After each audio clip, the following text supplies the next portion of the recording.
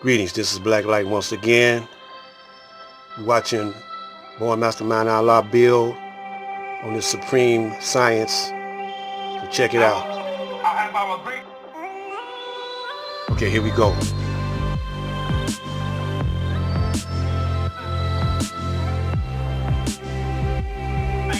was a pioneer in hybrid and genetically modified fruits and vegetables in agriculture. And you see he has the Islam on the top of his hat, but we'll go into that.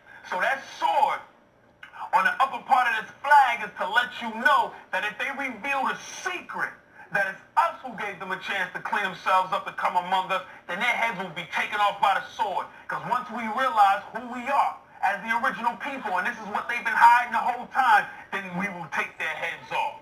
Now, I'll have our great ancestor brother up here, Dr. Bennett. We love Dr. Bennett. He dropped some extraordinary, powerful knowledge and information to us as a people. So I would never disrespect this man or this man's lineage or his legacy. He brought us some great work. However, we must keep in mind the reason that most of our brothers and sisters in the Pan-African movement or the RBG movement has an anti-Islamic stance. And I'm not talking about this pale European bastardized mutated version of Islam. I'm talking about the real science of Islam that we use as a practice and built systems that have defeated Europeans for over 1,000 years, and it was brought back in our most recent history by the most honorable Elijah Muhammad Noble Drew Ali, and of course Allah the Father. Now, as you see, our great brother, he can teach us but so much. Because as you see, he was initiated in the secret orders of the Europeans. He was educated by them, and you see the sword on the upper part of his hat, the sword on the upper part of his flag, which means he cannot reveal the truth of the black man being God. Now, I came to the debate years ago with, it was Brother Wesley Muhammad and Natural Tahuti. And he put the Honorable Elijah Muhammad on the board, and he was comparing him to the Masons and showing a connection with him in Masonry. But here's one thing he didn't mention in that lecture, was that he does not have a sword on the upper part of his flag. And this is why he revealed the truth, that the black man is God. Let's move on. Back to the Kabbalah. Within the Kabbalah, you have what's known as the four Kabbalistic worlds. And here's how we're going to break up a lot of confusion that's been around for many, many years. You have the four Kabbalistic worlds. One is Absolute, Bria, Yetzirah, and Asiya, also known as Asia. Asiya, which is also known as Asia. Absolute basically is the representation of the elements that bring forth fire. So it's the archetypal world, plane of will and spirit, but ultimately it represents fire. Bria, the creative world or emotional plane, represents the elements that bring forth water. Then you have Yetzirah, which is the formative world or the mental plane, which basically represents the elements that brings forth air. And then you have Asiya or Asia, which is the physical world, the material plane, which represents earth. So when you have fire, water, air, and earth, fire is hydrogen. Water is HO2, which is 2 parts hydrogen, 1 part oxygen. Air is oxygen, and earth is carbon. Now, what's known in the Kabbalistic text is that the fourth world, known as Asiya or Asia, is a combination of all the world combined, all the 4 worlds combined. So when you take carbon, combine it with hydrogen and oxygen, then you have melanin. Carbon, hydrogen, and oxygen equals melanin, and that's the Asiatic world. So when you hear our great teachers, such as the messenger, Elijah Muhammad, or Allah the Father, and they talk about the black man of Asia, they're not talking about a geographical location. They're not talking about a continent. They're not talking about a place on the planet Earth. They're talking about all of these elements that combine to make the physical manifestation of God on this planet. That's the Asiatic world, and that is melanin. So once again, we see it.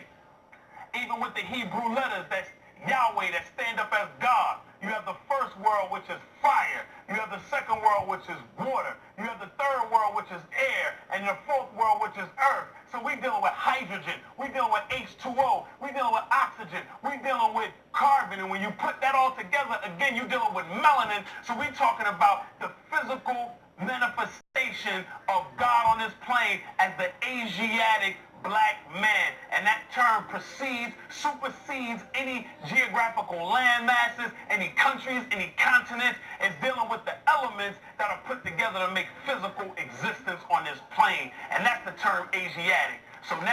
So now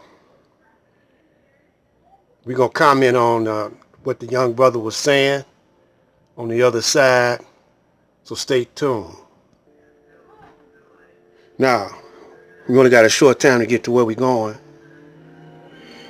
So this is you just seen Born Mastermind Allah breaking it down for you about the term Asiatic black man. See, y'all brothers, y'all having this debate about, are we Africans, are we Native Americans, or Aboriginals?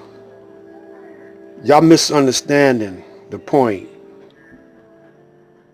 We are the original man.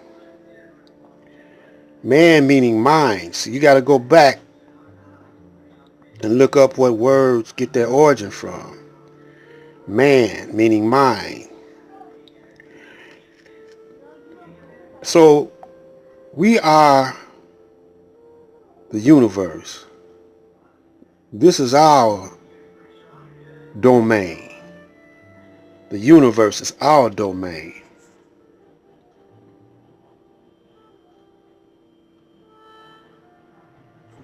And getting back to these solar panels, the Caucasians, he's puzzled, about, he's on the right track about solar energy,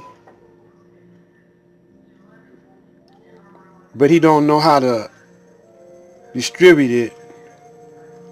And another thing, he don't know how to make money off of it, because he want to commercialize, make money. See, everything in the universe he wants to make profit off of, and he wants to own it. He thinks he owns us. And see, y'all can't get to where I'm coming from, but I'm going to keep on driving this point home, that it's up to us to act like we supposed to be acting as rulers, because we are the universe and we rule this. You must have forgot. Matter of fact, you did forget. Black light.